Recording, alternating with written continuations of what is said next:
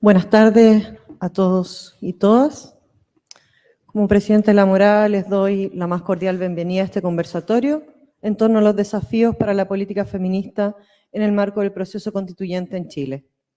Este conversatorio es parte del trabajo que hemos llevado a cabo en La Morada y Radio Tierra a través de las distintas acciones de la porfía feminista, un espacio de reflexión, conversación y encuentro en tiempos constituyentes. Saludamos especialmente a todas las compañeras presentes que desde cada uno de sus feminismos, activismos y formas de construcción con otras, vienen hoy a compartir experiencias, pensamientos y debates con nosotras. Saludamos también a quienes participan hoy vía streaming, que nos permite llegar a muchos más lugares y personas. Agradecemos a la Universidad de Chile por acogernos aquí hoy. A nuestras invitadas, Rita Segato, Bárbara Sepúlveda y Lieta Vivaldi, a nuestro equipo de La Morada y de Radio Tierra y a todas y todos quienes han hecho posible que estemos en este encuentro en el día de hoy. Asistimos a un momento impensado en nuestro país, un proceso constituyente llevado a cabo por personas democráticamente elegidas, paritario, con amplia participación de movimientos sociales y representación de pueblos originarios. Es algo tan inédito como necesario de dialogar, tensionar y reflexionar críticamente. Nuestro encuentro hoy pretende ser una práctica de alquimia, de una alquimia transmutadora, un acto a contracorriente, como el feminismo mismo, para volver desde las cosas y acercarnos a lo vivo, en el desafío de pensar y ejercer la política en clave feminista. Desde nuestro lugar, consideramos necesario visibilizar el rol fundamental del feminismo en este proceso constituyente. Sus antecedentes se remontan a múltiples luchas inaugurales e históricas, a otras largas e incansables, y también a rebeldías jóvenes que han devuelto esperanzas que en algunos momentos se habían diluido. Tener hoy con nosotras a Rita es una oportunidad de compartir cariñosamente la búsqueda de las palabras para seguir intentando nombrar el lugar de nuestra participación política y de nuestro deseo ahí. Tener hoy con nosotras a Bárbara y a Lieta nos desafía a pensar conversando, para entre todas ir tramando, ir urdiendo con los saberes que se van desprendiendo de estas nuevas experiencias políticas. Dejo con ustedes a Verónica Matus Madrid, coordinadora de la iniciativa de La Morada, la porfía feminista, quien moderará el día de hoy esta mesa. Verónica es feminista de larga trayectoria, tiene estudios de Derecho, Género y Derechos Humanos. En su trayectoria laboral ha dirigido proyectos de capacitación e intervenciones sociales en las áreas de Derechos Humanos, Género, Calidad de Vida y Responsabilidad Social. Es consultora en materias de género tanto en Chile como en redes internacionales, en programas del Estado y de empresas privadas. Integra la iniciativa de Ciudades de Derechos Humanos, red internacional que promueve la convivencia en las ciudades. Parte de La Morada desde sus inicios, donde ha desarrollado múltiples roles y un sinfín de iniciativas. Muchas gracias. Que se abra la mesa. Gracias, Pame. Buenas tardes. Y empezamos al fin este ansiado conversatorio, lo que ha sido muy esperado. El primer punto, y queríamos partir hablando del proceso constituyente. Bueno, como decía Pame, tenemos a Lieta, abogada de la Universidad de Chile, diploma en Género y Violencia en la Facultad de Filosofía de la Universidad de Chile, magíster en Sociología por la London School of Economics and Political Science, doctora en Sociología por la Universidad de Goldsmiths. Se ha especializado en Derechos Humanos y ahora es, ¿no es cierto?, una consejera del Instituto Nacional de Derechos Humanos. Se desempeña como investigadora asociada en el Centro de Estudios de Ética Aplicada de la Facultad de Filosofía y Humanidades de la Universidad de Chile. Investigadora asociada en el Centro de Derechos Humanos de la Universidad Diego Portales y parte de la Asociación de Abogadas Feministas ABOFEM y del Instituto Internacional de Filosofía y Estudios Sociales. Bienvenida Lieta, y Bárbara Sepúlveda, nuestra constituyente, abogada constitucionalista, magíster en Género en London School of Economics and Science y Derecho Público en la Universidad de Chile. Integrante, ¿no es cierto?, de la Convención en representación del Distrito 9 de la región metropolitana, Se desempeñó como su vicepresidenta adjunta a partir del 6 de enero del 2022. Dirigente social, defensora de los derechos humanos, directora ejecutiva de la Fundación contra el Acoso Callejero del 2015 hasta el 2016, cofundadora y directora ejecutiva de la Asociación de Abogadas Feministas ABOFEM, autora de libros como La Constitución Feminista, Género y Derecho Público y La Construcción Jurídica de la Ciudadanía de las Mujeres. Bienvenida, Bárbara. Como queremos escucharla, voy a ser muy breve, solo decir que queremos hablar del proceso constituyente. Por ahí queremos entrar y nada mejor que ella para contarnos. Primero, tres cosas. Reconocer que este proceso constituyente viene antecedido por una revuelta. Una revuelta que nos mostró un país distinto, plural, diverso, ¿no es cierto?, que estalló en ese tiempo. Una revuelta y un acuerdo político.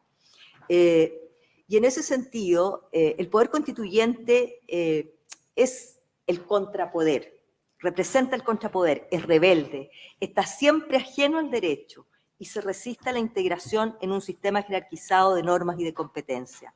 Es motor de renovación, no tanto del orden político como sí del orden social. Es potencia innovadora que transgrede los límites de la institucionalidad.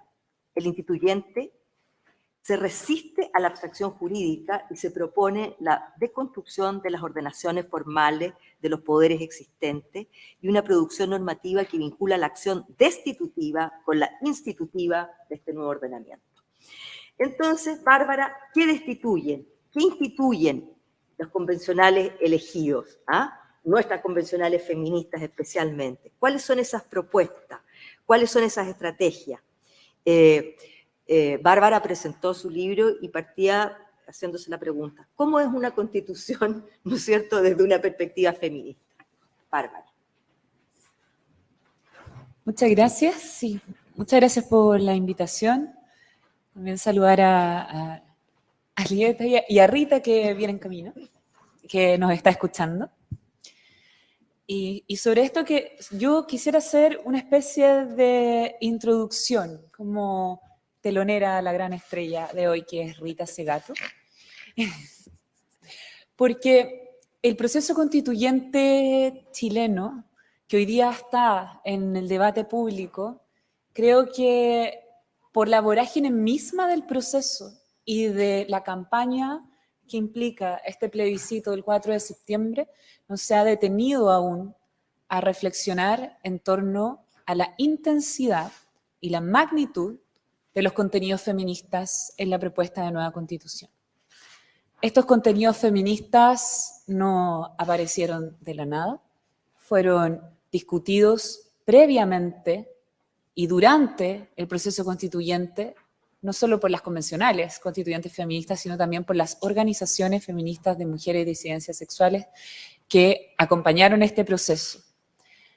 Tenemos un antecedente, por cierto, importante en las últimas movimientos y las luchas feministas de los últimos años, pero ese antecedente reciente no puede ser visto ni comprendido y para nosotras jamás podría ser algo que se entienda separado de una lucha histórica, de un devenir feminista en nuestro país, con cuestiones que desde muchas décadas antes de que nos encontráramos en este momento histórico y tan importante para nosotras, ya habían mujeres en nuestro país que desafiaron toda la institucionalidad y que desafiaron lo jurídicamente correcto, lo políticamente correcto, a propósito de instalar cuestiones tan subversivas como la idea de que las mujeres también eran seres racionales y que por lo tanto podrían participar en elecciones para escoger candidaturas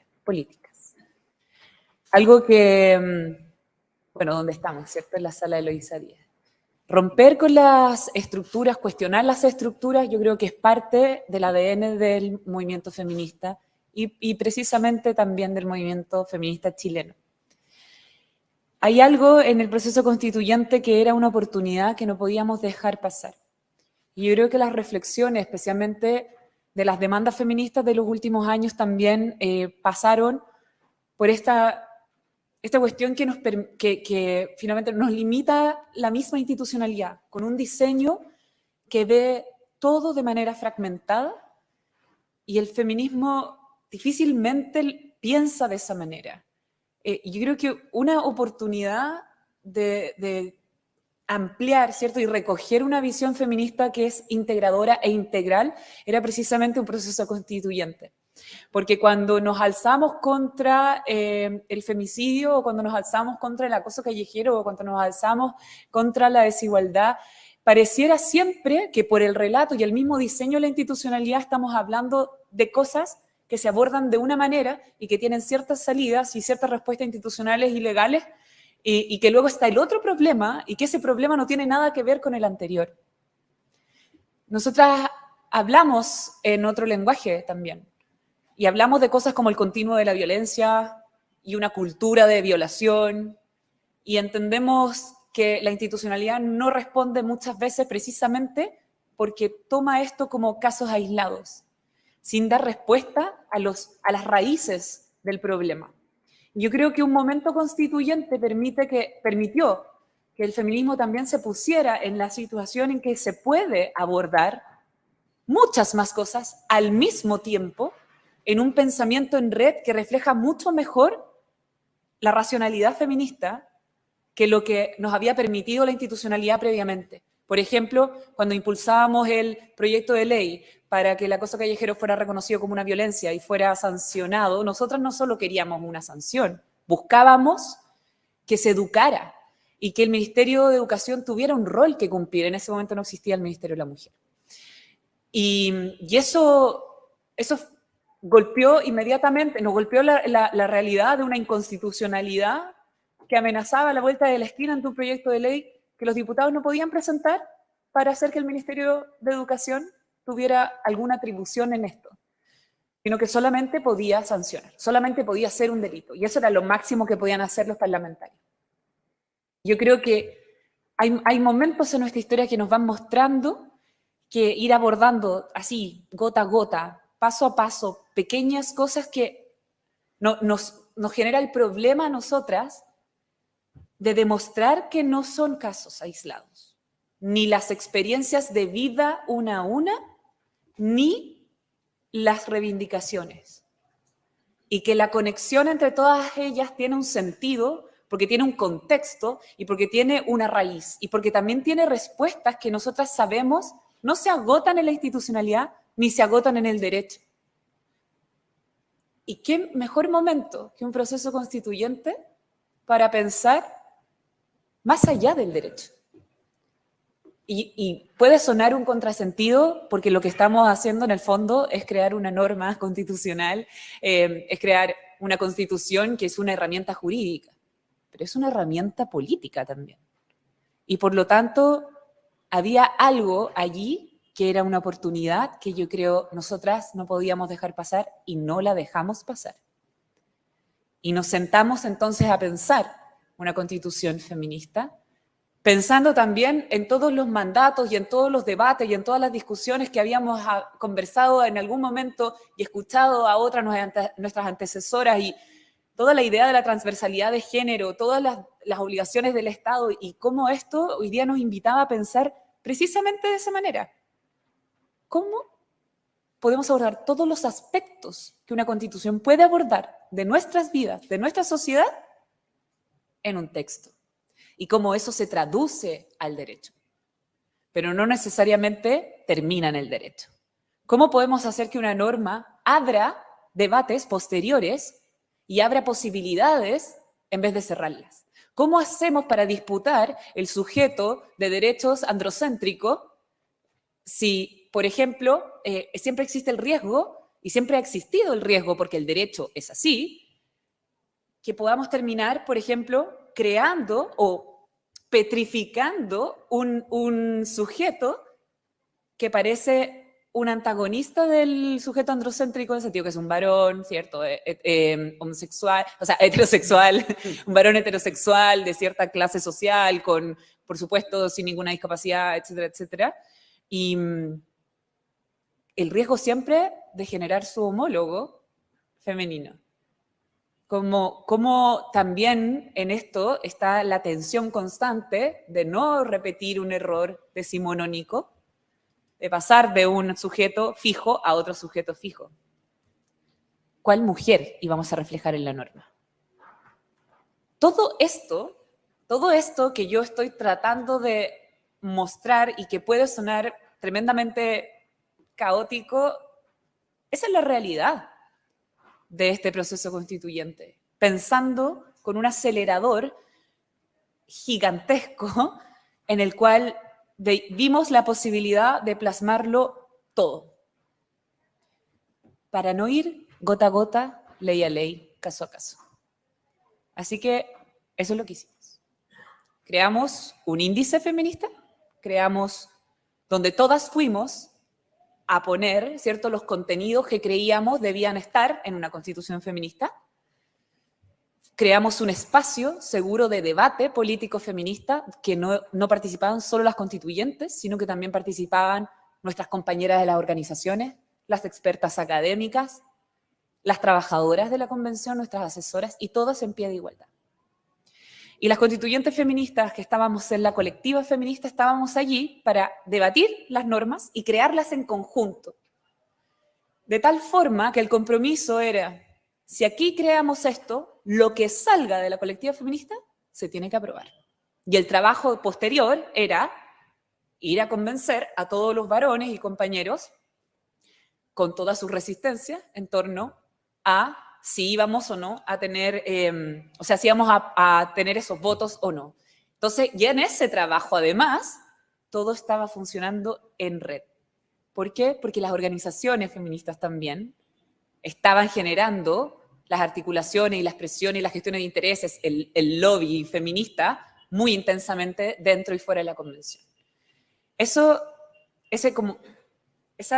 forma, creo yo, de movimiento que se vierte en el proceso constituyente con todas estas aristas, con todos estos debates y con la confluencia de todas las feministas que fuimos a impulsar dentro y fuera de la convención al mismo tiempo, creo que fue la receta perfecta para que tuviéramos el logro del 100% de nuestras demandas. El 100% de las normas que fueron creadas por la colectiva feminista se aprobaron en la Convención Constitucional. No existe ningún colectivo político que pueda decir lo mismo. Ninguno. Nosotras éramos parte de distintos colectivos políticos, quienes estábamos en la colectiva feminista.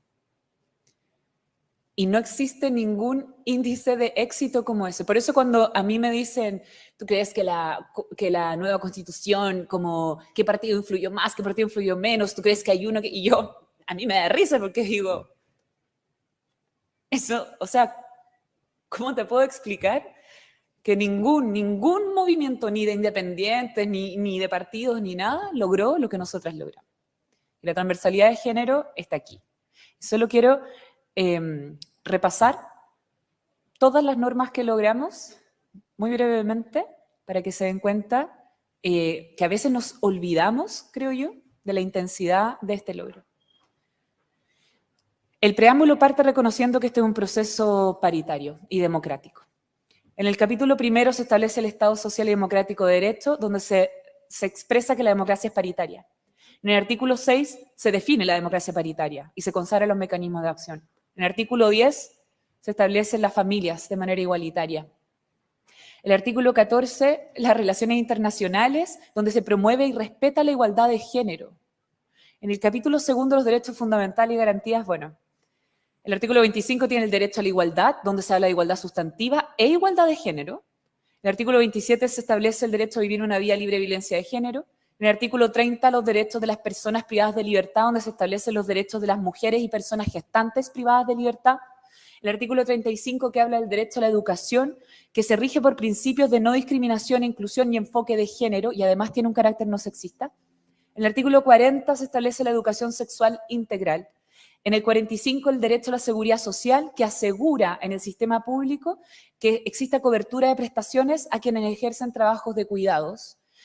En el artículo 46, el derecho al trabajo decente, y que establece ese derecho y principio a la vez, que es igual trabajo, igual remuneración. que existan políticas para conciliar el trabajo, la vida familiar y los trabajos de cuidados, y la protección de los derechos reproductivos de las trabajadoras y trabajadores. En el 49, el reconocimiento del trabajo doméstico y de cuidados como trabajo. En el artículo 50, el derecho al cuidado, a cuidar y ser cuidadas, y se crea el sistema integral de cuidados. En el 51, el derecho a la vivienda digna y adecuada, que establece un espacio y equipamiento suficientes domésticos y comunitarios y habla de la producción y reproducción de la vida, y además crea las viviendas de acogida en rango constitucional para casos de violencia de género. En el artículo 52, el derecho a la ciudad y al territorio, y habla de asentamientos humanos libres de violencia y en condiciones apropiadas para la vida digna. Los derechos sexuales y reproductivos están en el artículo 61, que incluye la interrupción voluntaria del embarazo. En el 62, el derecho a la autonomía. En el 64, el derecho a la identidad. En el 68, el derecho a la muerte digna, que incluye derechos a tomar decisiones libres e informadas sobre los cuidados y tratamientos sobre su propio cuerpo. En el 89, el derecho a participar de los espacios digitales libres de violencia de género. En el capítulo 4, el artículo 153 dice que tenemos derecho a la participación democrática y de todos aquellos grupos que han sido históricamente excluidos y aquellos grupos también de especial protección. En el 161 se establece el sistema electoral paritario, con listas de integración de cebra y encabezadas siempre por una mujer. En el 163, la paridad en las directivas de las organizaciones políticas, y esas organizaciones tienen como uno de sus objetivos erradicar la violencia política de género y participar en todas las elecciones, estableciendo mecanismos especiales para las disidencias sexogenéricas. En el capítulo del buen gobierno y la función pública establecimos los principios de la función pública como enfoque de género, inclusión y no discriminación, en el artículo 165. En el 172 se estableció una inhabilidad especial para optar a cargos públicos a aquellas personas que hayan sido condenadas por delitos sexuales y de violencia intrafamiliar. No más agresores en cargos públicos. En el capítulo 6, en el Estado regional, se establece en el 189 la equidad territorial en el acceso a bienes y servicios públicos con acciones afirmativas en favor de grupos de especial protección. En el 193, los principios de planificar las entidades territoriales con enfoque de género. En el 242, se previene la violencia y se busca superar las desigualdades para niñas y mujeres rurales. En el Poder Legislativo, el 252 establece el Congreso de Diputadas y Diputados un órgano paritario, y el 254 que la Cámara de las Regiones, que reemplaza al Senado, también es un órgano paritario. Y el Poder Ejecutivo, en el 297, la seguridad pública y las policías deben tener perspectiva de género en el desempeño de sus funciones y promover la paridad en los espacios de toma de decisión dentro de sus instituciones, con un principio de no discriminación en su actuar, el ingreso gratuito y no discriminatorio a todas las escuelas matrices. En el 298, la política de defensa nacional contiene el principio de igualdad de género. En el 299, las Fuerzas Armadas deben cumplir con la perspectiva de género en el desempeño de sus funciones y también promover la paridad en la toma de decisión dentro de sus instituciones, también con gratuidad y no discriminación en el acceso a sus escuelas matrices. El 305 establece que cuando existan estados de excepción, esa comisión fiscalizadora de los estados de excepción también debe estar compuesta paritariamente. En los sistemas de justicia se establece el enfoque interseccional, en el artículo 311, en el 312 la paridad de perspectiva de género en la justicia, en el 338 los establecimientos penitenciarios deben tomar medidas para las mujeres y personas gestantes y madres lactantes, en el 342 el Consejo de la Justicia será un órgano paritario, en el 343 la atribución del Consejo de la Justicia también será capacitar y formar a los funcionarios de la justicia para eliminar los estereotipos de género y garantizar la incorporación del enfoque de género interseccional y de derechos humanos en todo su quehacer. Y los órganos autónomos constitucionales también. Y las disposiciones transitorias, porque no servía de nada, ¿cierto? Dejar ahí un catálogo y dejarle luego al Congreso, que no es un órgano paritario hoy, la aplicación y materialización de todo esto. Por lo tanto, las normas transitorias también disponen que debe realizarse la paridad, cómo debe hacerse y en los plazos en que debe hacerse, ya sea la electoral como la composición de todos los órganos colegiados del Estado. Y sobre eso también se corona, creo yo, la idea de comenzar a transitar un camino. Porque Personalmente, creo que para el feminismo en Chile, lo que representa el plebiscito y el apruebo es abrir un camino. Y las luchas las vamos a seguir dando. Y las batallas de las ideas las vamos a seguir teniendo.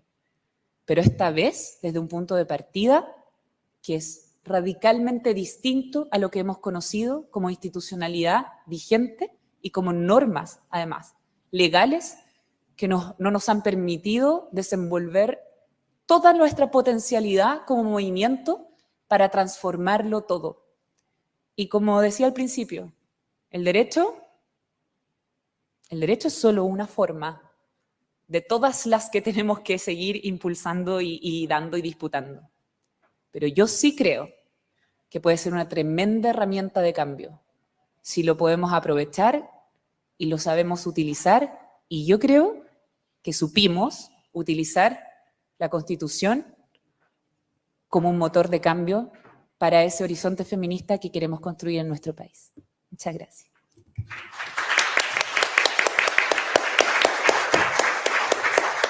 Muchas gracias, Bárbara. Entonces, tenemos Constitución feminista. Y esa es la que abre este camino. Lieta, cuéntanos. Sí, muchas gracias y además un honor, ¿se escucha así? Estar con Bárbara, que además de amiga, admiro muchísimo y el trabajo que hicieron nuestras compañeras feministas en la convención realmente fue mágico, yo diría, toda la fuerza que pusieron y cómo pudieron también condensar y dialogar constantemente con el movimiento feminista, dialogar entre ustedes, así que de verdad yo creo que estamos eternamente agradecidas también por la forma en que se plasmó, porque este texto al final es una forma en que hoy día nos leemos a nosotros mismos, y el texto que teníamos no nos mostraba quiénes éramos, qué queríamos, qué anhelábamos del país. Y hoy día podemos decir que es una constitución en la cual a mí me asombra la importancia que se da por primera vez a poner la vida en el centro. Por primera vez poner nuestra vida en el centro, la interdependencia que habla ahí, la interdependencia entre nosotras como personas, también con la naturaleza, con el entorno que nos rodea, los cuidados que han sido mayoritariamente feminizados, con los costos que esto conlleva, y no solo feminizados, sino privatizados, que cada uno se rasque con sus propias uñas, en un sentido que nos ha llevado al extremo de desigualdades que se han solo profundizado.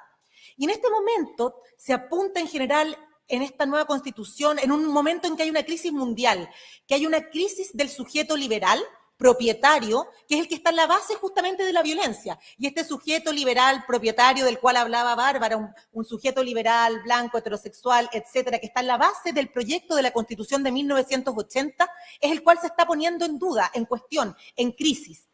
Esto se pone en duda. Ah, ya llegó nuestra verdadera. Pero bueno, sigo por mientras. Bravo. Esto, voy a ser breve para que podamos escuchar bien a Rita. Esto se pone en duda también a pesar de muchos intentos de grupos y personas de seguir exactamente lo contrario, cómo restaurar el orden, restaurar y seguir con este hombre heterosexual, este hombre propietario y violento en el centro. Así vemos proyectos como el de Brasil con Bolsonaro, Trump, que tratan de que estos privilegios no se caigan. Pero por eso los feminismos son tan esperanzadores. Por eso los feminismos intentamos deconstruir a este sujeto y disputar desde otras miradas que incluyan lo colectivo. Buscamos otras formas también de soportes subjetivos que hagan que estas masculinidades dominantes tampoco necesiten dominar quizás desde un lugar que es la violencia. Cómo desde lo colectivo construimos alternativas, más allá de lo meramente punitivista, más allá del derecho que hablaba Bárbara. Y por eso es tan importante ampliar también las formas en que entendemos la violencia. La Constitución establece el derecho a vivir una vida libre de violencia, pero sin duda esto no basta. Lo que importa también es entender cómo la violencia institucional, por omisión o abandono de parte del Estado, como diríamos, es un poco parafraseando Foucault, ha dejado vivir a ciertas vidas, pero dejándolas vivir de una forma precaria, precarizándolas cada vez más en condiciones deplorables porque no se han hecho cargo, no nos hemos hecho cargo desde lo colectivo tampoco y el Estado de los derechos económicos, sociales y culturales que son tan centrales en esta nueva Constitución. En eso, por ejemplo, hoy día se están buscando otras formas. La misma ley de acoso en las universidades busca cómo podemos conversar sobre la violencia, cómo podemos conversar sobre el género que es más allá de esta matriz heterosexual, el género que sale de lo cisbinario, sino que incluye distintas formas de ser y habitar el mundo, que eso también es crucial, salirnos de esta idea de la violencia de género desde solo lo binario. Y eso es importante, como desde las universidades, por ejemplo, lo abordamos, ya que estamos en un espacio universitario, como también se crean programas de violencia que hemos estado trabajando en que se aborde lo comunitario, en que se aborden también a quizás hombres también que han sido violentos, que nos cuesta a veces hablar desde los feminismos, cómo podemos también dialogar ahí, cómo podemos también evitar que mujeres se desistan de la demanda, pero que también puedan reinsertarse. Entonces son todas unas preguntas que esta Constitución también nos ayuda al ver de forma integral estos temas, no solamente, digamos, pensándolo desde, como decía, desde esta matriz heterosexual, sino incluyendo también el orden patriarcal, que es racista, colonial, como decía, heterosexual, normativo, y cómo este orden de género opera en tantos espacios. Elisa Loncón, mujer y mapuche, que fue la presidenta de la convención, dijo en el discurso inaugural, y lo voy a citar porque me pareció súper hermoso, estamos instalando una manera aquí de ser plural, democráticos y participativos. Por eso esta convención transformará a Chile en un Chile plurinacional, intercultural, que no atente contra los derechos de las mujeres, en un Chile que cuide la madre tierra, que también limpie las aguas. Ahora vemos cómo estos tipos de discursos ponen de relieve, esto estoy hablando yo, ahora cerré la cita, lo que por tantos años fue difícil de admitir como parte de la política, ya que no se les daba la visibilidad y preponderancia necesario a lo colectivo, a la participación y a la importancia de nuestra conexión con la propia tierra. Por eso se agradece todo lo que está acá.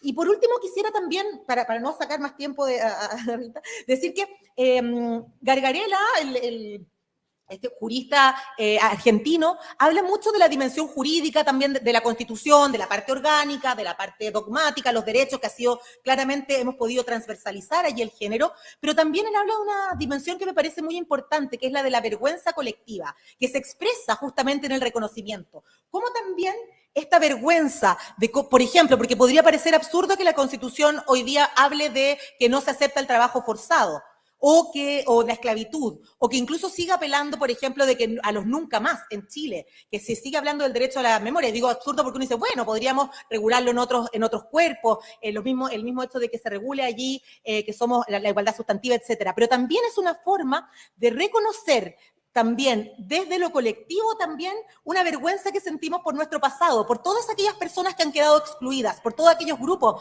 que hemos estado históricamente excluidos de la participación.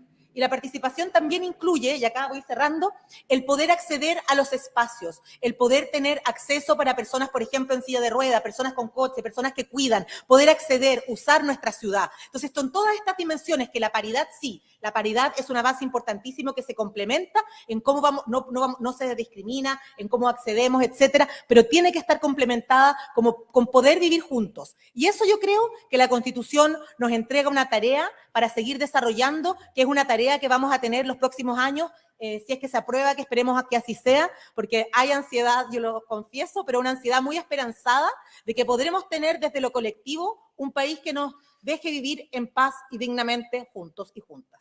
Gracias. Gracias.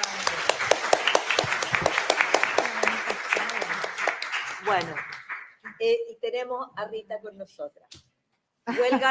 Huelgan las presentaciones. Solo decir que Rita, por lo menos a la feminista, nos pone frente a este desafío de nombrar, que ya nos decían Bárbara y Lieta, ¿ah?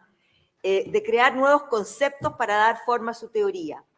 Y entonces yo juntaba muchas de las cosas que aparecen en los escritos de Rita: el mandato de masculinidad, la dueñidad, la pedagogía de la crueldad, el mundo aldea, el frente colonial, estatal, empresarial, mediático, cristiano, ¿ah? La interseccionalidad, la raza y el género como un punto central de las democracias. Sí. Y esto de nombrar, que yo creo que hilado con lo que señalaban Bárbara Illieta, es lo que marca la obra de Rita. Te dejo la palabra para que nos... Si sobreviví a esta tarde es porque es como haber ido al cardiólogo y que el cardiólogo diga que tengo el corazón sano, porque empecé a descomponerme. Tuve un momento de terror, o sea, nunca me había pasado, ¿no? Tener un compromiso como este, que valorizo mucho y no poder llegar. Bueno, pero llegué, estoy muy feliz de estar aquí, muy agradecida por la invitación. Y lo que pensé que iba a hablar es un poco una relectura de lo que nos llevó a la situación en que nos encontramos en el momento presente, ¿no? Que es, digamos, el tema, por lo que entiendo y escuché lo que pude, todo lo que pude de las compañeras que me precedieron, claro, es el Estado, ¿no? La ley, la Constitución. Un tema que es muy importante recordar cuando hablamos de eso, es que es importante la lucha por las leyes, pero que también no creamos que la ley por sí es capaz de causar comportamiento, de causar formas de vida. Hemos visto muchísimos intentos de transformar el comportamiento de las personas mediante la ley, pero hay algo que debe siempre intermediar entre la promulgación de las leyes y que se transformen en realidad, o sea, que puedan realmente transformar el mundo. No hay muchas evidencias de que eso es así, porque si un marciano llega aquí, como le decía muchas veces a mis estudiantes, y lee la Constitución, cualquier Constitución que sea, va a pensar que el mundo es de una forma que en realidad no es, ¿no? Entonces, eso es muy necesario tener en cuenta eso para saber entonces qué hacer con los procesos de promulgación de leyes y también del uso de las leyes. Si la justicia, si la legislación, y si sin que los tribunales, o sea, el trabajo de jueces fiscales, se torne pedagógico, o sea, sin que los operadores del derecho, como se dice en Brasil, entiendan que su papel no es solo sentenciar y, en fin, acusar y defender, sino también un trabajo de pedagogía ante la sociedad, la ley es muerta. O sea, si la ley no persuade y no disuade a la sociedad sobre lo que dice, la ley es solamente, como se dice en portugués, para inglés ver, o sea, para que los ingleses vean que existe una ley. Eso es muy importante. Entonces, el trabajo constituyente quizás sea más importante como esa agitación que está en la sociedad que como lo que va a resultar de ese trabajo realmente. O sea, para que la sociedad sepa que se puede legislar, que puede legislarse. O sea, que tiene una acción en las manos, o sea, y que el proceso legislativo es un proceso caliente, denso, apasionado y también de tensiones, ¿no? Quizás sea la parte más importante, yo creo, de lo que es un proceso constituyente como el que se está viviendo y la comprensión de que un proceso constituyente no termina con el día de la votación de una constitución. Creo que, no sé qué piensan sobre eso, pero estaba pensando mucho en el atascamiento del tránsito. Tuve tiempo para pensar un poco más sobre este tema. O sea, la duda es fundamental. Entonces, la duda sobre la relación entre el Estado y la sociedad, en nuestros países sobre todo, la duda sobre la ley que puede ser muerta. La prueba más cabal de que una ley puede existir, pero no cambia comportamiento, es un tema nuestro, es un tema de las mujeres. Es la criminalización del aborto. O sea, es una ley que en la mayor parte de nuestros países tiene alrededor, más de quizás 90 años de existencia, un poco más, pero no ha tocado una sola conciencia. Cuando el aborto se vuelve necesario en una situación personal, hasta la sobrina de un obispo, hasta a veces alguien que milita contra el aborto, va y lo hace como una excepción en su vida.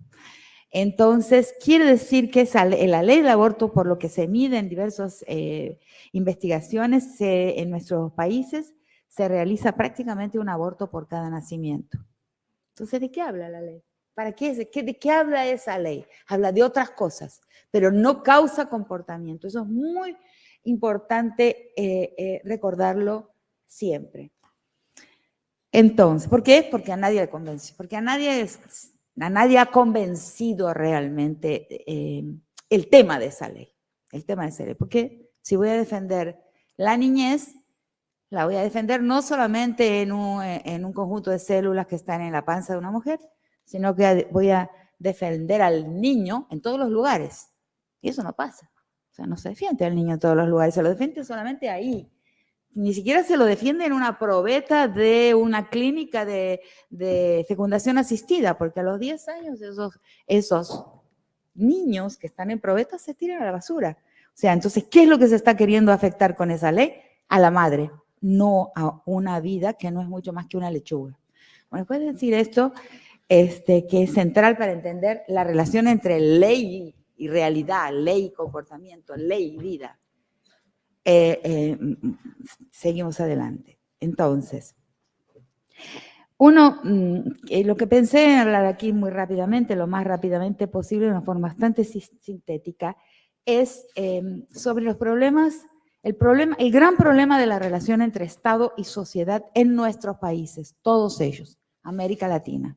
La relación Estado-sociedad en nuestro continente es muy distinta a la relación Estado-sociedad a Europa. No España, que está en el medio entre Europa y nosotros, y es un país criollo también, como nosotros somos, sino, por ejemplo, Alemania, el Reino Unido, los países donde el Estado ha sido el producto de la historia de la sociedad o de las sociedades que ahí pelearon, que ahí tuvieron sus guerras, sus amnisticios, y fueron elaborando un artefacto que llamamos Estado.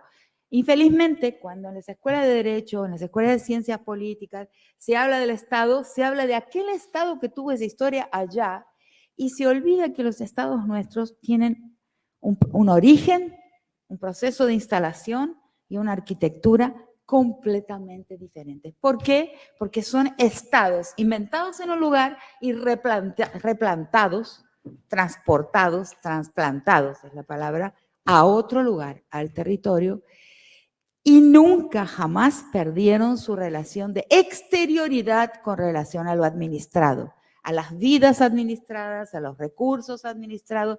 Si uno va al campo, si uno va a una localidad pequeña como la localidad en que yo vivo, y uno empieza a escuchar a los niños, por ejemplo, a los adolescentes, cómo perciben el Estado. El Estado es un policía, un carabinero con un revólver en el bolsillo o en el, no sé dónde, en la cartuchera, y una escuela, y una maestra racista.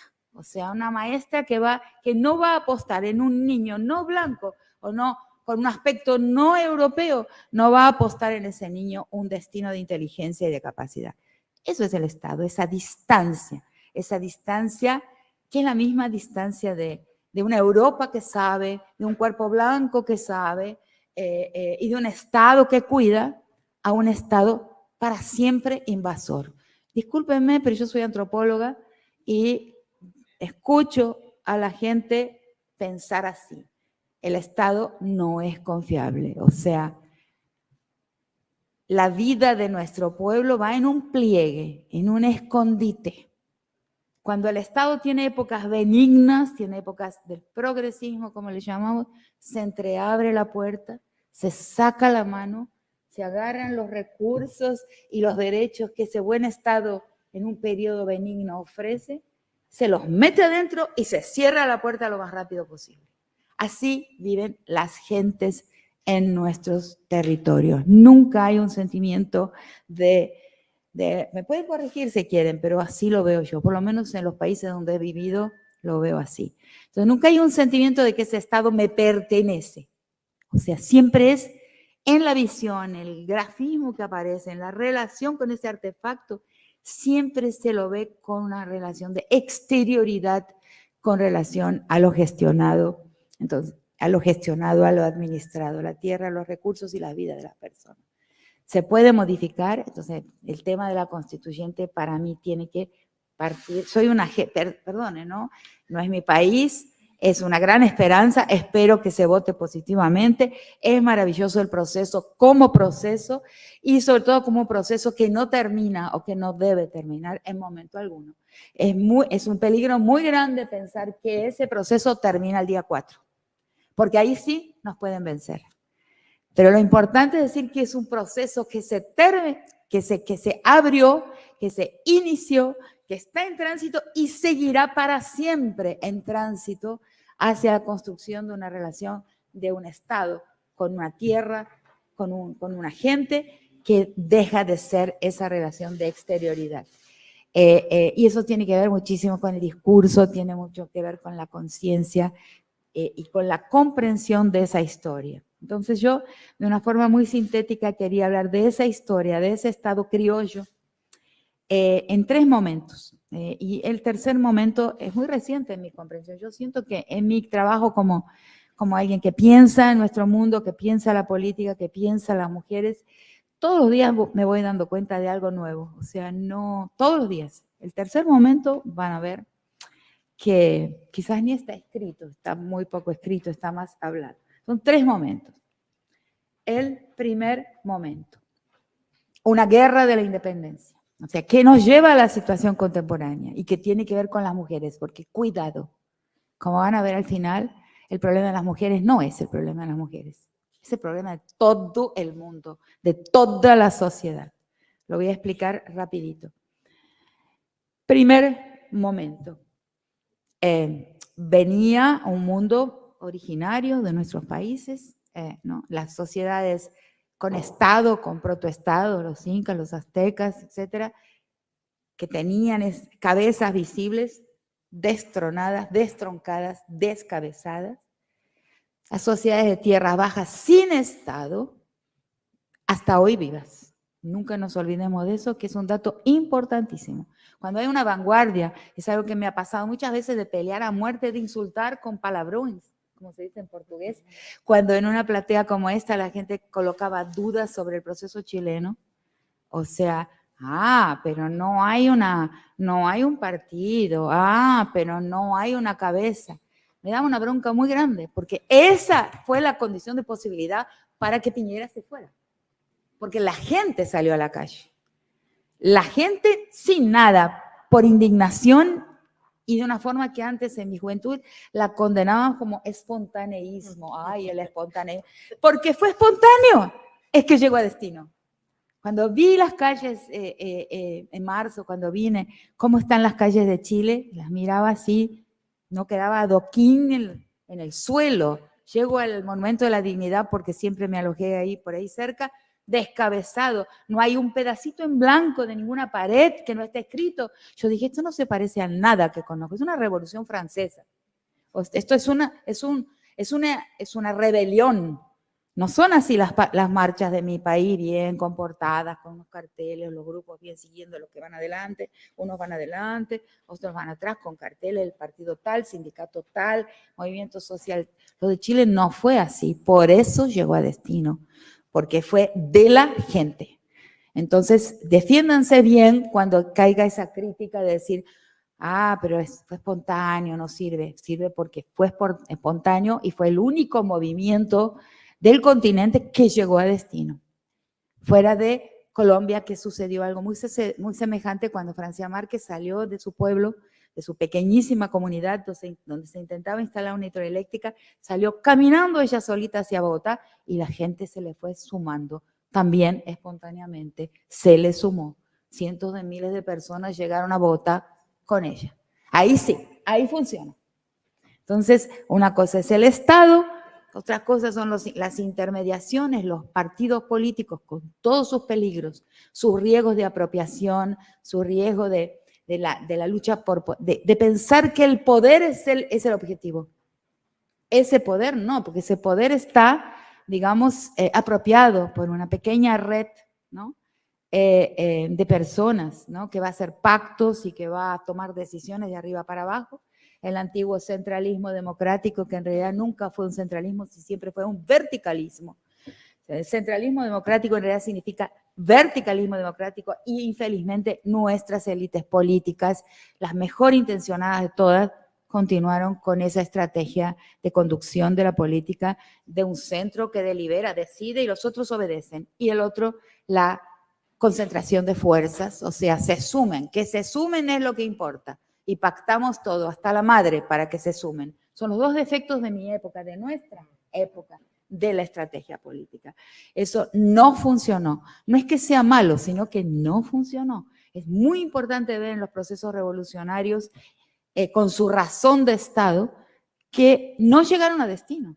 Y es muy importante entender y intentar comprender y estudiar por qué ninguno llegó a destino.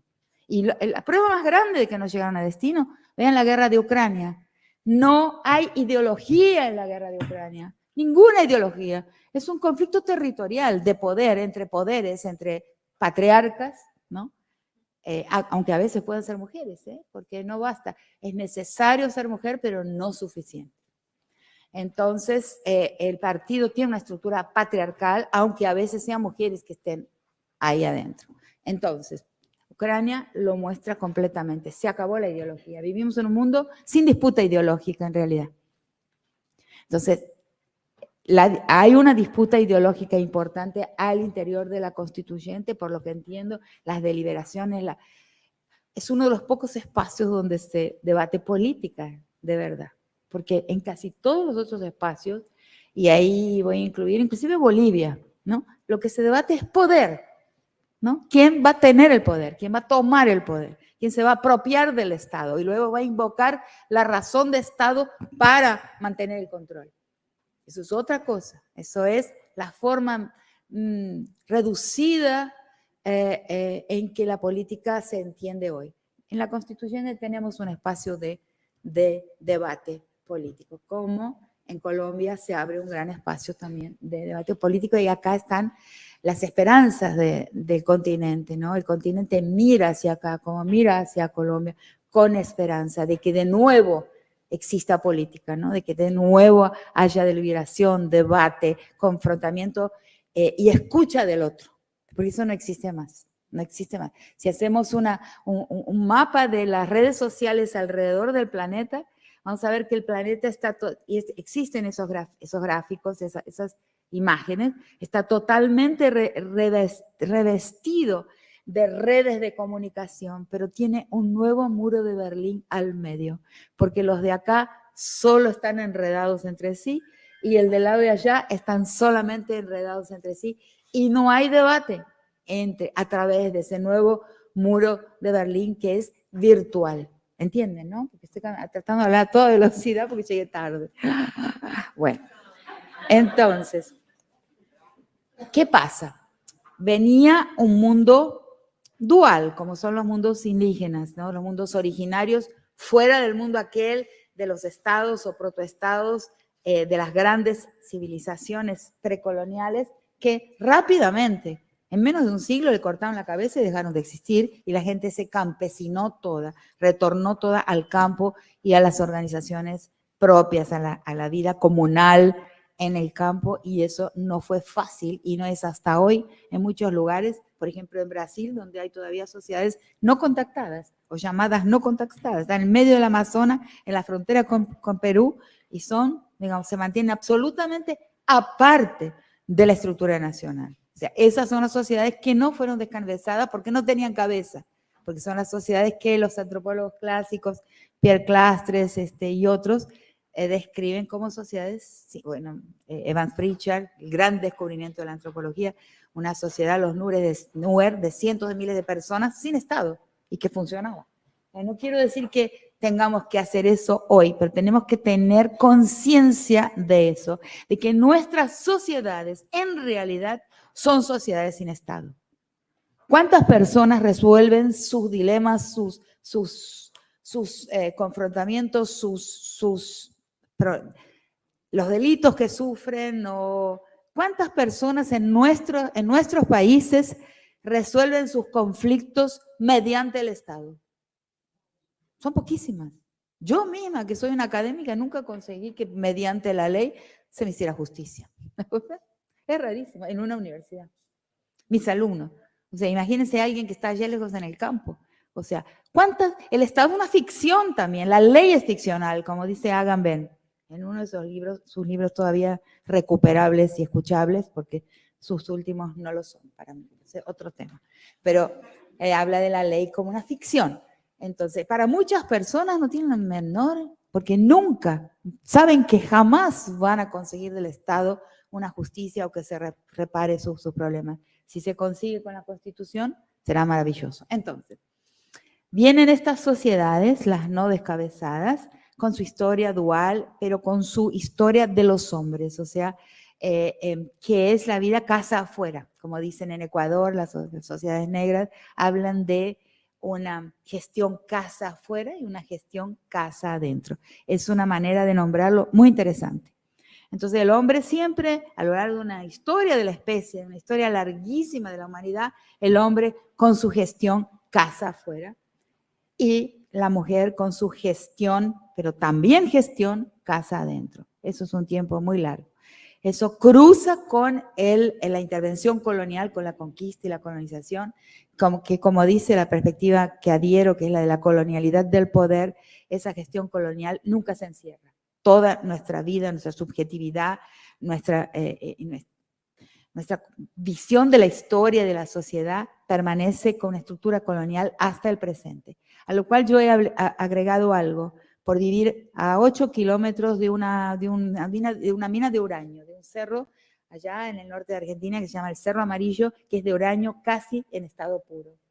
Si uno vive al lado de un lugar así, no está explotado todavía, pero será casi inevitable que lo esté. Si uno está al lado del litio, si uno está al lado del cobre, para quien vive ahí, la conquistualidad también es permanente. O sea, nunca se encerró. En nuestro continente, la conquista nunca se encerró, nunca llegó al fin, nunca terminó. Dependiendo de dónde vivimos, la vemos ahí a la conquista, al borde de ocurrir sobre nuestros territorios o ya habiendo ocurrido sobre nuestro espacio de ocupación, espacio de vida. Bien, entonces, ¿qué pasa? En este flujo de historia de sociedades originarias, con su dualidad, con su división de tareas y de roles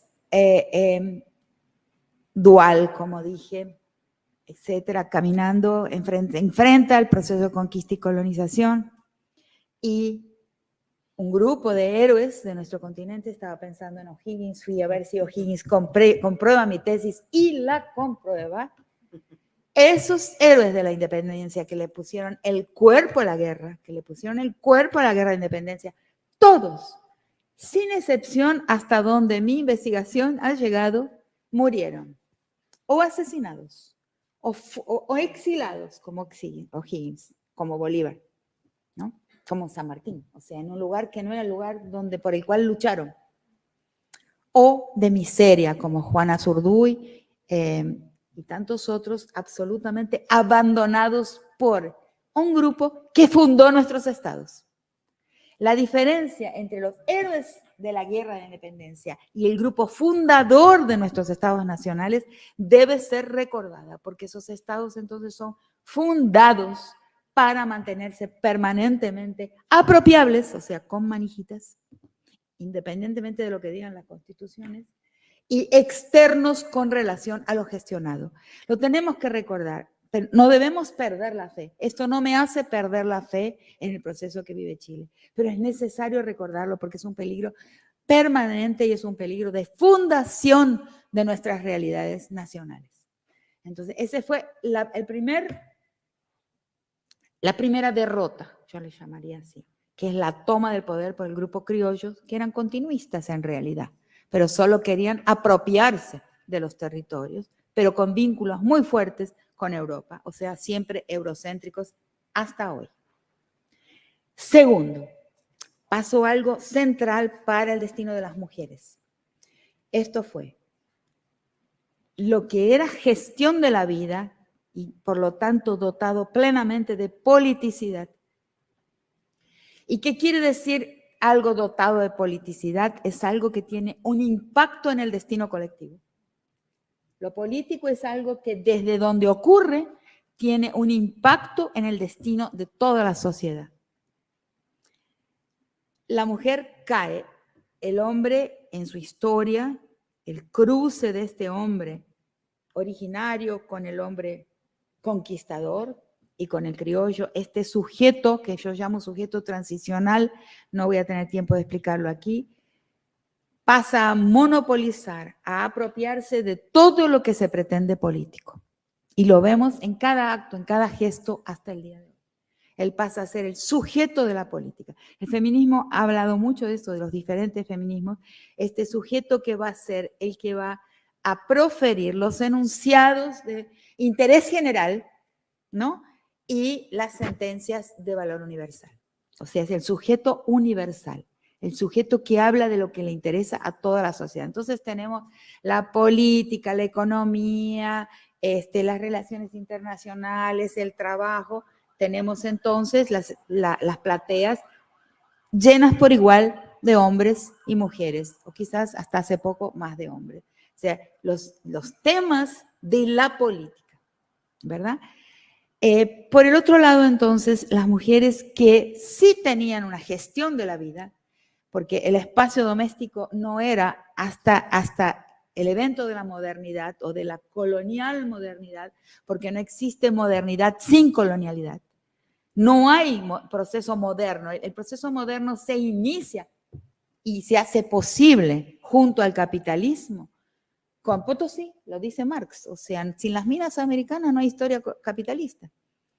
Y luego con la invención de una fuente de legitimidad que viene del futuro. O sea, ese futurismo es un futurismo que emerge con la emergencia en el planeta, en la grilla universal de nuestro continente. No hay modernidad sin América, sin Abya Yala, o sea, sin este continente.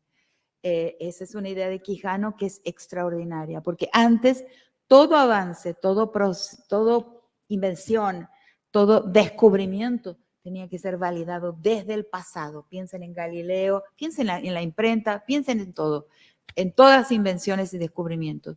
La Iglesia daba el visto bueno basado en una historia sagrada. Eso se rompe con el evento americano. Y el futuro da la razón de ser, legitima lo que pasa. Ahí empieza la modernidad, porque no hay modernidad, no hay modernización, sino basada en una idea de futuro, de invención, ¿no? De descubrimiento. Ahí se da ese tránsito del pasado como fuente de legitimidad al futuro como fuente de legitimidad, que es lo moderno. Entonces, por eso hablamos en mi perspectiva de no solo de modernidad, sino de colonial modernidad. Poniendo la palabra colonial antes, damos el sentido de que es previa la colonización al proceso de modernización, una condición de posibilidad. La colonización es la condición de posibilidad del mundo moderno. Por el lado del capital, con las minas, con Potosí, sobre todo, y las otras minas, el Oro Preto en Brasil, etcétera, donde sale el oro y la plata que permite la acumulación primitiva, y luego el futuro como valioso, o sea, como más valioso que el pasado. Ahí se va perdiendo el valor del pasado sagrado.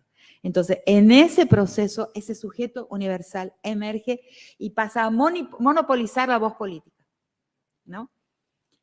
Y en ese mismo proceso, la gestión de la vida, que es el trabajo político de las mujeres, que tiene otras características muy diferentes a la política como gestión del patriarcado, puerta afuera, puerta adentro, el espacio doméstico se privatiza y se transforma en íntimo, o sea, absolutamente desprovisto de toda politicidad. Las mujeres quedamos encerradas en una familia nuclearizada, ¿no? En un mundo cerrado, entre cuatro paredes, sin valor político ninguno. Se vuelve residual el espacio que habitamos y en el que gestionamos la vida de mucha gente durante un larguísimo periodo de la historia, durante milenios, durante la especie entera, después del Neolítico.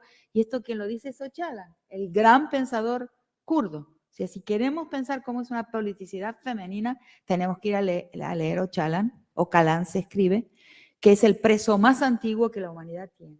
en condiciones absolutamente terribles, en una isla donde por años a veces no se sabe si está vivo o está muerto. ¿Por qué es el preso más antiguo y en condiciones más secretas que el mundo tiene en este momento, el líder kurdo? Porque es un pensador feminista, es un pensador de cómo es una politicidad femenina. Por eso es temible, por eso está sin voz, se le ha absolutamente amputado su voz, porque él piensa en términos de una historia política de las mujeres y de, por ejemplo, en una sociedad que es un pueblo que no necesita de un Estado, como son los kurdos, distribuidos en 4 países del Medio Oriente. Es curioso eso, ¿no? Pero no hay nadie más castigado en la historia que este personaje, Öcalan, que ellos llaman de Öcalan, pronuncian Öcalan. Entonces, ahí una manera de gestión que no es la que se dirigió a la constitución de nuestros estados, a la burocracia estatal de cuño patriarcal, otra manera de gestión quedó como interceptada, que es la manera de gestión que yo llamo de cuño femenino, o sea, de una politicidad femenina que es plenamente política, pero que la vemos como un margen, un residuo, una nada de la política. Eso hay que corregir.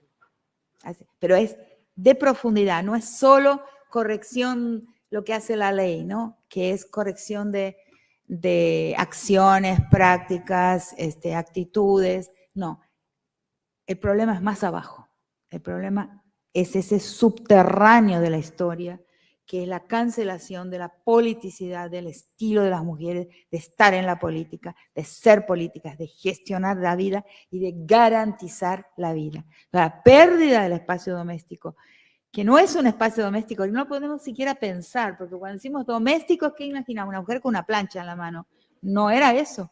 Era y es en muchos lugares que conozco personalmente, un espacio absolutamente atravesado por todas las presencias de la comunidad, profundamente colectivo, donde se toman decisiones que van a tener un impacto enorme en la historia de un pueblo. Ese es el espacio doméstico no nuclearizado, no colonizado. Y lo vemos seguramente en Chile también, en muchas regiones de nuestros países, en el campo sobre todo, donde hay todavía alguna estructura comunal. Bien.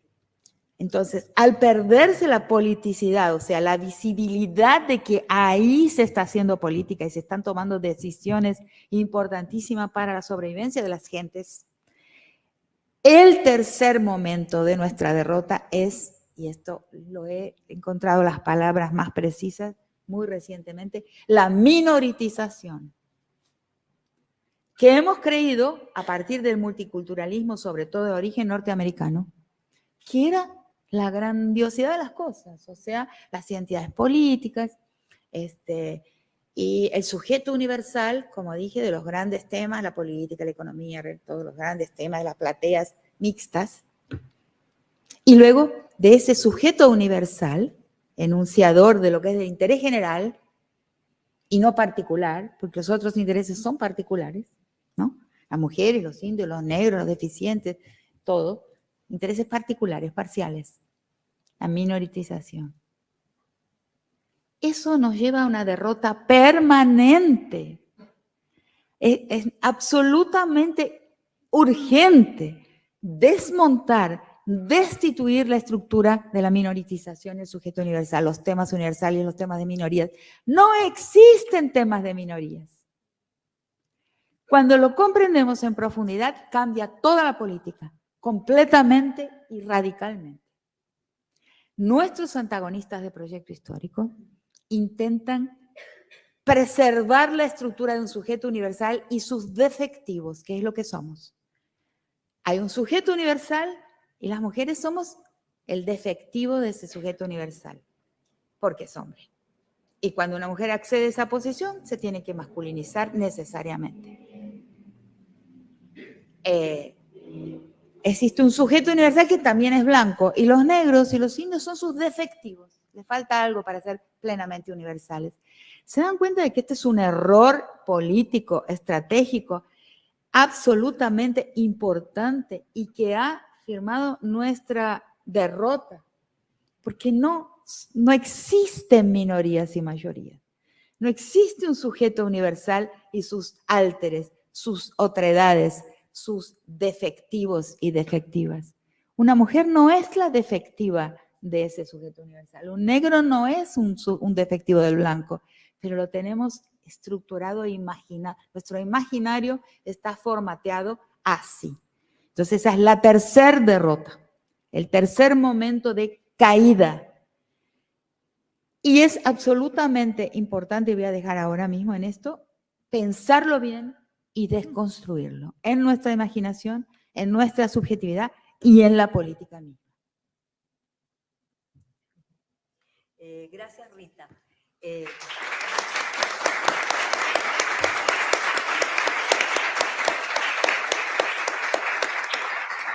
Bárbara se tuvo que retirar porque tenía un compromiso anterior. De lo que hemos conversado acá, yo creo que hay una cosa que es muy importante que decía Bárbara, que el contexto, y que tú también lo recogías y que también lo recoge Lieta, que es el contexto de la revuelta, esto que tú llamas, ¿no es cierto?, espontáneo, desordenado. Bueno, nuestra generación llamaba de espontaneísmo como algo que teníamos que tener cuidado. Claro, pero que por otro lado permite poner a la vida al centro. ¿Ah? Y creo que eso es, ¿no es cierto?, lo que está detrás.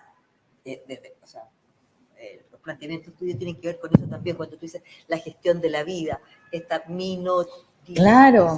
Es eso, ¿no es cierto?, es la negación de eso. Entonces, quería darle la palabra a Lieta, para después tener la oportunidad, ¿no es cierto?, si queremos conversar con nuestras ilustres invitadas. Lieta. Sí. No, más que nada quizás agradecer enormemente la palabra y el honor de estar en la misma mesa. Así que eso, y no, quizás las personas quieren hacer preguntas o yo, no, pues sí, o perdón, me salté, o puedo yo hacer algún comentario. No, sé, no, porque eso no. Si querías comentar algo, si te llamaba porque yo creo que Rita nos habla desde... Sí. O sea, es muy bonito porque tú hablas desde el pasado para hoy para entender el presente. Exacto, para entender el presente. Y en la inmediatez que vivimos permanentemente. Y lo que nos hemos tragado. Sí, exacto. ¿Cierto? Entonces, porque esa cuestión de que existe un sujeto de los temas generales y que nosotros tenemos temas de importancia particular, identidades defectivas, particular, eso es un error que lo sentimos en la carne y seguro en la Constitución, en la Constituyente, en este proceso y en el debate nacional sobre la Constitución, te la han sentido todo el tiempo. No, pero eso, y se siente a derecha y a izquierda, no, pero eso es un tema para después. Sí. No, primero resolvamos el gran tema y después resolvemos los temas de después. Ese después es ese interés particular. No son. La lucha de las mujeres es una lucha que cambia el mundo para toda la sociedad, indispensable para los hombres, que son victimizados por el mandato de masculinidad, por tener que obedecerlo. Hay países en nuestro continente donde alguien sabe que a los 20 años ya se muere, y son hombres que saben que se mueren, pero defienden la masculinidad como algo que vale la pena morirse por ella. Es un error, han sido engañados. Nosotros, el movimiento feminista, les está mostrando que han sido engañados durante mucho tiempo. Así es, ¿no? Muy interesante verlo así también, y yo creo que en la discusión de en la convención misma, como decía Bárbara, también se mostró eso, se mostró desde otro punto de vista cómo se hacía política, cómo se sentía la política, poniendo, como decíamos, la vida en el centro, otros temas en el centro, porque también me llama mucho la atención lo que comentabas de que una ley no basta para cambiar comportamientos, y eso está claro, o sea, la Constitución es una forma en que nos leemos, que nos vemos ahora, pero claramente no permea si es que no hay un cambio cultural, y asimismo la ley del aborto, cuando permite, también en aquellos países que el aborto es permitido, pero no está la despenalización social del aborto, es decir, no hablamos del aborto. La sociedad, porque el defecto que hemos tenido, y la izquierda lo potenció ese defecto, es que tomando el Estado vamos a cambiar la vida. Eso no sucedió, jamás fue posible probar eso. Es que es la vida que construye un Estado. Es al revés el proceso. Es la vida real de la gente que va a construir un tipo de Estado que funciona o no funciona. Y lo pensamos siempre al revés. Eso nos lleva al tema de la razón de Estado, que siempre es una razón de poder. Sí, en ese sentido también han habido algunos fallos judiciales un poco más interesantes, porque sabemos que hay obviamente la respuesta criminal hacia ciertos delitos finalmente lo que hace es que son poblaciones vulnerables que quedan en la cárcel, y así la mayoría de las mujeres, incluso hay con niños lactantes. Yo fui hace poco ahora a Iquique a ver la cantidad de mujeres que están presas por microtráfico. Sí, yo hice lo mismo recientemente. ¿Sí? Ah, qué interesante. En Güemes, que es casi a la misma altura, es en la frontera de Salta con Jujuy, que está la cárcel federal, digamos, donde están los traficantes, supuestamente, las traficantes. ¿Y quién está ahí? Son bolivianas con un bebé en los brazos. Y los dueños de los containers, de los pequeños aeroplanos, de los camiones gigantes que pasan la droga de verdad, no están presos. La policía y los jueces muestran trabajo con unas madres con bebé en brazos. ¿Sabes que Debe ser igual. Sí, lo mismo. Y había un caso que me llamó mucho la atención, que era una mujer que llega a la frontera, el paso por Iquique, y ella dice, me drogaron, estoy con droga adentro, o sea, me violaron entre muchos, me pusieron droga para que la transportara, o sea, trata de mujeres, y acusa a la policía. O sea, le dice a la policía, por favor, ayúdenme, me violaron, me pusieron droga para que la transportara, etcétera. Y la policía abre 2 procesos al mismo tiempo con ella. Uno como víctima de trata y otro como traficante por ley 20.000. Claro. Y como va más rápido la ley 20.000, finalmente ella es expulsada, está presa, pero la expulsan, y lo de trata recién ahora lo están viendo, o sea, meses después. O sea, vemos lo absurdo que resulta muchas veces. Eso es la ley. Eso, por eso te digo. Y bueno, ella finalmente resultó embarazada. Por eso. No, terrible, terrible. No, es para contar. Entonces, en el norte uno ve esto en carne viva, y no solo en el norte, es para ponerte un ejemplo. ¿Cómo uno ve lo absurdo de la ley ahí, con esas mujeres con lactantes? Y ahora han habido algunos fallos un poco más esperanzadores, que se ahí ve un poco, por ejemplo, mujeres que se les ha permitido cumplir condenas en su casa, o sea, cumplir, que son pequeñamente, pero que no tengan que estar en la cárcel. Son traficantes de pocos gramos, que las ponen justamente como iscas. ¿Cómo se llama en español iscas? Chimuelos. Anzuelos. Las ponen como anzuelos para mostrar que hay policía. Y un caso muy semejante, miren qué curioso, no pensé encontrar acá en Güemes, que es más o menos la misma latitud de Iquique. Fuimos ahí con la Defensoría y ahí estaban las únicas presas por tráfico, los únicos presos y presas por tráfico que están ahí, que son un grupo, que serán unas 10 mujeres bolivianas de estas con bebés chiquitos y eso, y a los otros hijos perdidos, sueltos, parias, porque no los pueden cuidar porque las pusieron presas. Y un caso encontramos de una que descubre que su hijo, un niño, tiene cáncer. Y la única manera, y cuidado que eso es Bolivia, cuidado con las ilusiones que tenemos sobre el proceso boliviano, ella no puede pagarle el tratamiento, no puede comprar el remedio que el niño necesita, y por eso trafica en la suela de su zapatilla un poco de cocaína, qué sé yo, no sé cuánto, pero en la suela de zapatilla no puede entrar lo que entra en un container, no en una avioneta. Entonces, la convence de hacerlo para pagarle el tratamiento del hijo, y cae presa. Entonces, en esa ocasión, yo tengo un estudiante que trabajó muchísimos años, ahora se retiró por discordancias, pero por muchísimos años, unos 10 años, trabajó en la Defensoría del Pueblo de La Paz, que es como el ombudsman, ¿no? O sea, es un equipo que escucha los problemas. No es la Defensoría del Ministerio Público, no es la Defensoría de la Justicia, sino la Defensoría del Pueblo. Entonces me comuniqué con él y digo, mira, es necesario, bueno, la sacamos entre un acuerdo con la Embajada de Bolivia en Argentina, en fin, una cosa rápida, la sacamos y llegó a la última semana de vida de su hijo. Lo vio morir. Es un asco, es una rabia, es una ira santa, un odio, no puedo explicar lo que siento, llegó a verlo morirse. Sí. Pero solamente decir que el 4 de septiembre, por primera vez, algunas personas privadas de libertad van a poder votar en Chile. Que eso es bastante, sí, por lo menos van a poder participar ahí de alguna forma. Algo, vamos avanzando. Y hoy día justamente desde Arica me llegó una petición buscando dinero para poder tener carnet de identidad para las presas, para que pudieran votar. Entonces uno ve el nivel de precariedad y cómo, bueno, así estamos. Y cómo al final son de nuevo los cuerpos de las mujeres los que están ahí recluidos y, bueno, sin poder ver a sus hijos morir. Bien, la hora avanza, entonces pensamos, como son, yo tengo 10, un cuarto para las 9, pensemos hasta 5 para las 9, se ofrece la palabra. Yo soy quien se gatona, así que me ayuda. Ay, aquel Ya. muchacho tenía la mano hace mucho, Ya. pobre, se le va a dormir el Ya, brazo. ok. ¿Está bien así, cierto? ¿Se escucha bien? Sí. Bueno, muchas gracias primero por todas las personas que están acá.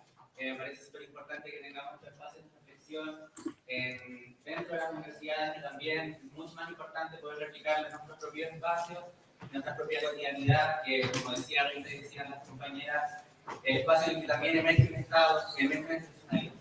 En ese sentido, sí, soy estudiante de antropología de la Universidad de Chile hace muchos años, que la sigo, la vine a ver en el 2019 también. Ah. Bueno, entonces la antropología sirve para alguna cosa, ¿no? Bueno, me he hecho una ruta un poco contar que yo soy de una comunidad pehuenche, de hace Río Alto. Primer gran conflicto medioambiental que ha tenido el Estado chileno con la ñaña Nicolás Quintremán. ¿Con qué? No entendí la última. Nicolás Quintremán. Ah, sí. Grandes conflictos, primer gran conflicto medioambiental en Chile. En ese sentido, me he hecho un poco una hoja de ruta de lo que usted había hablado, un poco contando sobre mi comunidad y las dinámicas que hay coloniales, Sí. y también del pueblo mapuche, al cual también pertenezco. La frase "el Estado no me pertenece", quiero dar un ejemplo. En mi comunidad se hace una oposición de los sujetos en donde se establecen categorías, los que están en la MUNI y los que no están en la municipalidad. Ah, Entonces, por ejemplo, la Mónica me ¿quiénes son llama. estados y quiénes no son estados? Entonces, por ejemplo, hay configuraciones políticas de representantes tradicionales mapuches, pehuenches, que han pasado al estado y ya no se les reconoce como esa autoridad válida porque ya pertenecen y generan ese juego Sí. de algo que ya es ajeno a mí. Primer caso. Segundo ¿Puedo caso, decir algo antes de que pues, me olvide? Porque estoy medio viejita. Hay un libro maravilloso de Marcelo Fernández Osco, boliviano, que se llama La Ley del Ayllu.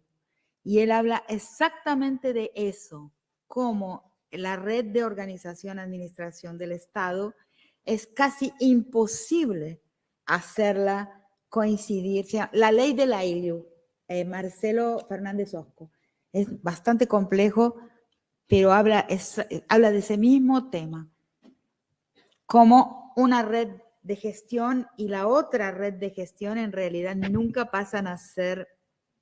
lo que usted habla también de la oposición entre sociedad de estatus y sociedad de contrato, cuando hablamos del mandato de masculinidad versus un proceso constituyente de políticas feministas que van en contra de exactamente lo mismo. Claro. Sí, la he leído mucho. Bueno,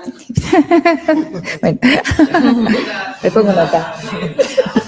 Te pongo nota, cuidado. Segundo comentario.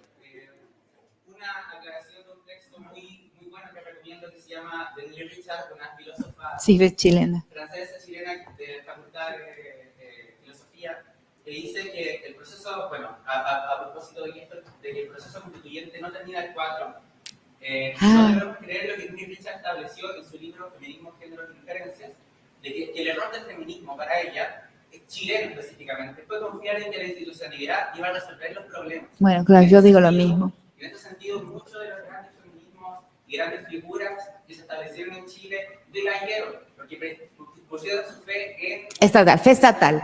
Yo le llamo fe estatal. Claro, y ahí es donde usted dice que se le han puesto demasiadas fichas al Estado. Sí, exacto. Quiere decir que si dos decimos lo mismo, debe ser. Claro,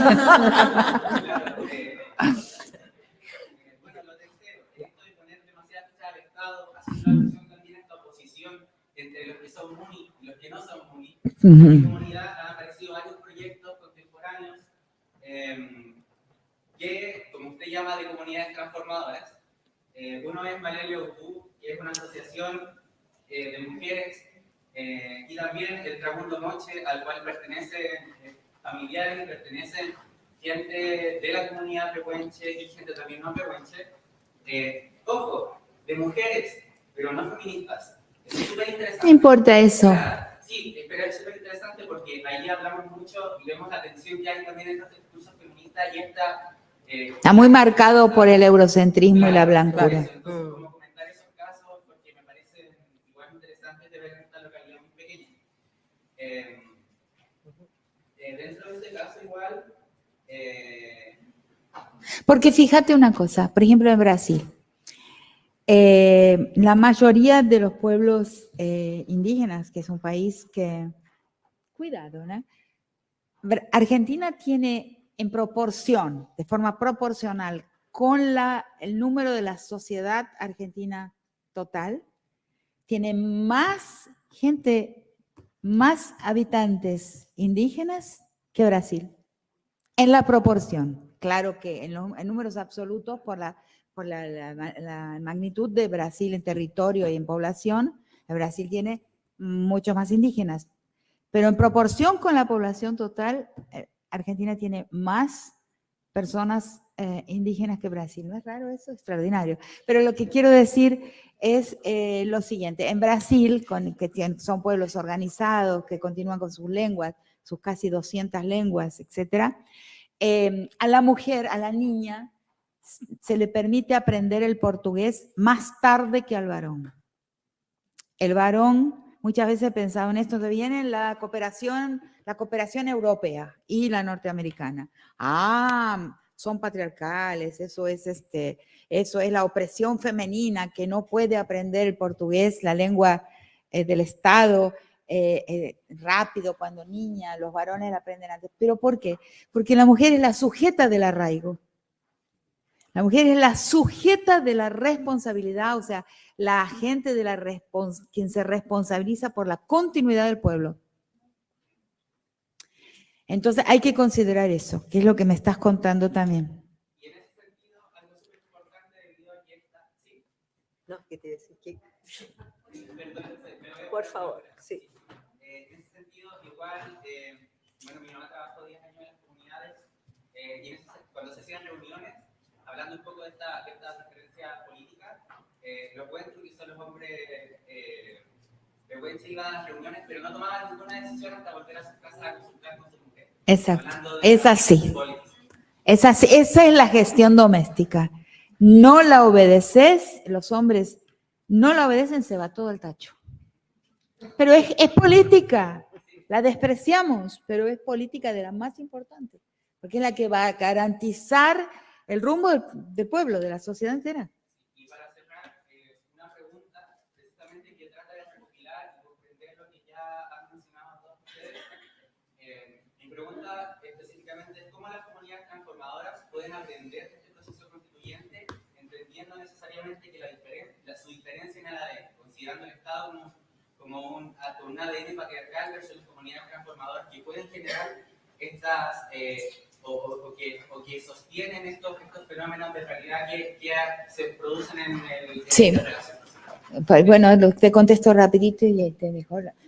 Por el sacudón.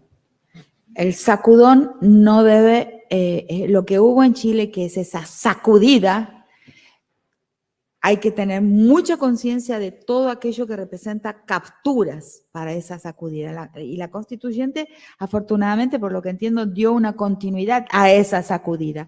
Eso no debe salir de escena para mí.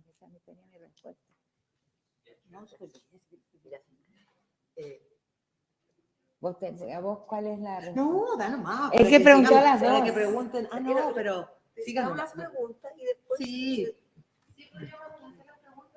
Sí, sí. Es que aquí tenemos a Lieta que tiene un tema de cuidado. Entonces, No, que se va la persona que está cuidando a mi hija se tiene que ir. Me escribe entonces, no, pero pueden seguir, por favor. Y después nos veremos de nuevo. Eso puede ser. No, pero para que sigan, para no perder la oportunidad de todo lo que costó llegar. Entonces, no, por favor. Nos cuidamos entre todas. Pero nos vemos en el Caupolicanazo. Bueno, el Caupolicanazo, ahí estaré. Ahí estaremos. Ya, si no, Andrea, Ya, me voy. ok. No, pero sigan nomás, por favor. Ya. Gracias, Nieta. Sí, nos vemos. Pero uno no Tranquila, debe haber estado tranquila. Qué pena tener que irme. No, está comprensible por completo. Gracias. Hola, yo me llamo María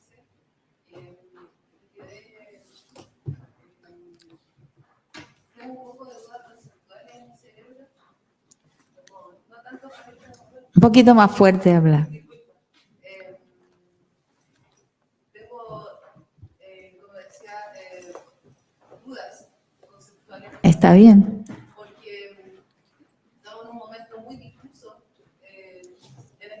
en Chile, pero también como a nivel latinoamericano. Creo que el movimiento feminista está un poco fracturado, no tenemos muy bien como bandera de horizonte. Hay un movimiento que es la decolonialidad, que se ha planteado muchísimo, muy fuerte, donde las mujeres campesinas, la disidencia y también distintas realidades se han levantado. Y por otro lado, también tenemos como el poshumanismo y todo lo que esto viene trayendo a nuestro territorio en medio de un conflicto social donde estamos hablando de leyes, de la funcionalidad de las leyes para el Estado y qué tan vinculante puede ser para los cuerpos. Dentro de su relato me quedo con el final que habla sobre la Critización. Exacto, y cómo eso también podía entrar a jugar en este.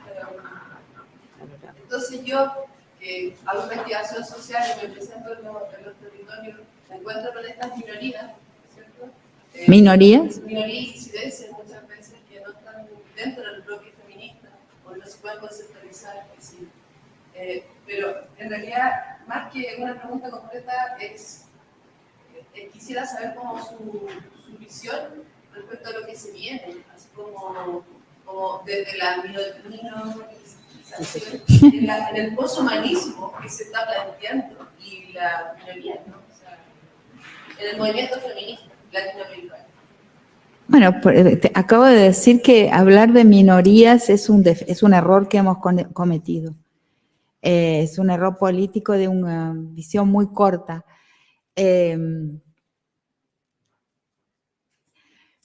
Lo que se viene nos lo están diciendo nuestros antagonistas de Proyecto Histórico, porque con una urgencia, un desasosiego y un temor muy grande han puesto a sus rebaños en la calle a toda velocidad para ver si frenan lo que hemos colocado en el mundo y en pauta, las mujeres, las disidencias, todo aquello que se veía como el conjunto de las minorías, el movimiento negro, el movimiento indígena, las mujeres. Todas esas parcialidades hemos colocado en pauta sobre la mesa y dado visibilidad, y es como una especie de tromba marina que está cambiando la cabeza de las y los jovencitos. Entonces, ese antagonismo de esa gente que hablan de por la vida, ¿no? La ideología de género, con mis hijos no te metas, esa invención de falsas consignas que van de Canadá a la Tierra del Fuego en un periodo muy corto de tiempo, y cuando vas y entrevistas a alguien que está en la calle con ese feto de bebé, le preguntas dos preguntas, a la tercera no te sabe contestar más.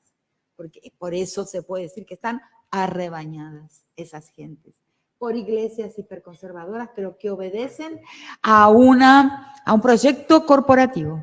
Son lo que yo llamo las iglesias corporativas, que representan el interés de las corporaciones, que se han dado cuenta, después del periodo multicultural que siguió a la caída del muro de Berlín, se han dado cuenta de que realmente las mujeres estamos ofreciendo una real amenaza al poder, a la acumulación y a la dueñidad, a la estructura del mundo en un mundo con la forma de un mundo adueñado, de un mundo de dueños.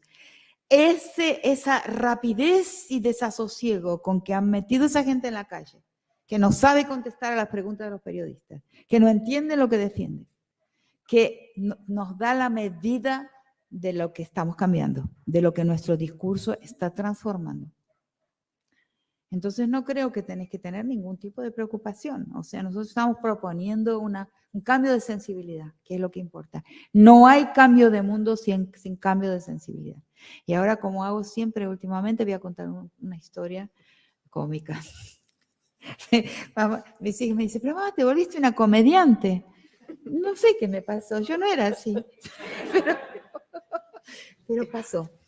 Entonces yo fui a participar en una provincia de Argentina que se llama Entre Ríos, de un juicio a un juez, que es el juez, lo perdimos, porque el fiscal nos traicionó. Claro.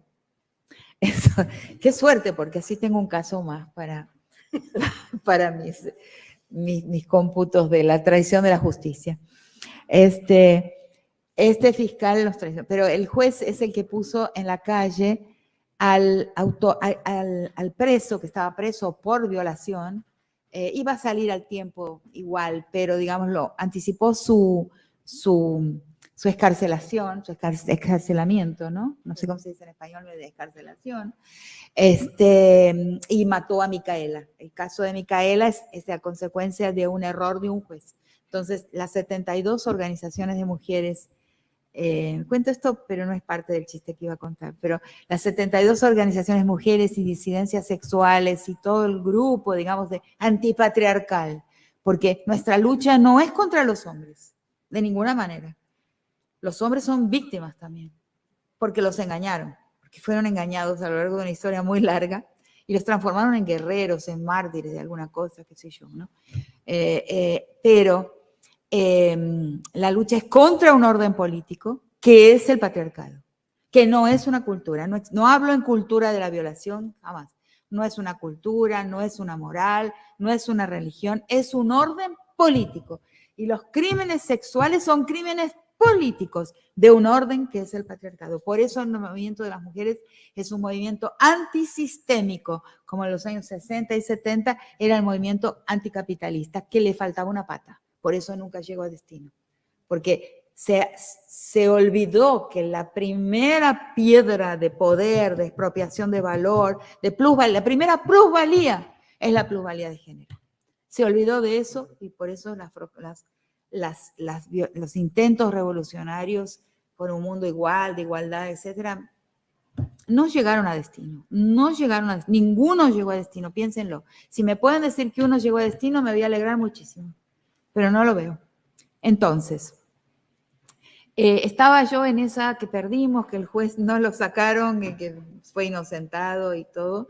Entonces viene una señora en la cena al final y con un libro mío, Las estructuras elementales de la violencia, que es el libro más difícil que escribí. Y me trae y me dice, por favor, ¿me lo podría firmar? Y una señora como 42, 43 años. Entonces le digo, sí, muy bien, ¿cómo se llama usted? No, dice, es para mi hija de 10 años. Entonces me ofendí, ¿no? Me quedé perpleja, le digo, pero señora, le digo, ¿usted cree que su hija va a entender este libro tan complejo? Sí, dice, a ella le encanta, le encanta. Me quedé perpleja porque esas son las nenas. Eso es lo que viene. Nosotros vamos a quedar a la altura de un poroto. Nada. Lo que viene ahí es un cambio de mundo, es un cambio de mentalidad fenomenal. Uno habla con algunas niñas que das así. Y yo creo que en Chile debe ser igual. Con alguna jovencita que va a las marchas, te quedas, no es posible que esta persona esté pensando, esa nena. Y en Argentina está así. O sea, no son todas, pero son muchas, muchos varones también. O sea, hay un cambio de época. Estamos frente a un cambio de época y eso es lo que quieren frenar. O sea, no tengas un problema, solo no les llames más de minorías. Porque una minoría es alguien que habla solamente para su pequeño grupo. Entonces las mujeres van solamente a las reuniones de sus reivindicaciones y no se dan cuenta de que lo que están reivindicando es para toda la sociedad. Oye, muy cortito, porque tenemos que volver la sala que deberíamos haberlo devuelto hace una hora atrás.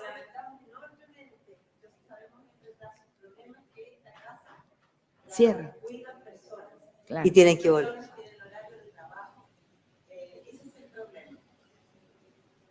Ok, Entonces, Otro día vuelve. entonces, bueno, agradecer a Rita su presencia acá, agradecerles a ustedes.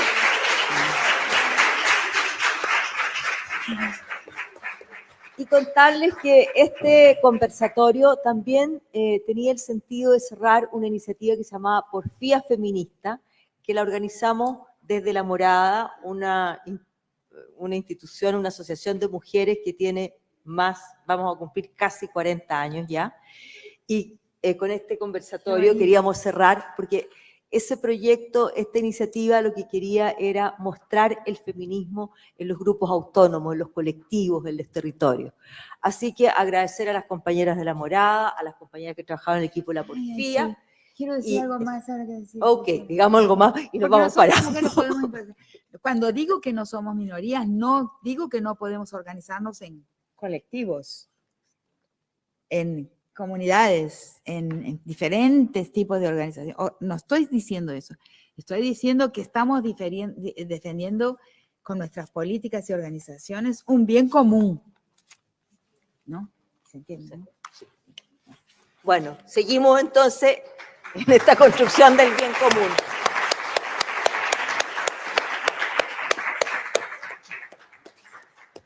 Porque puede haberse malentendido.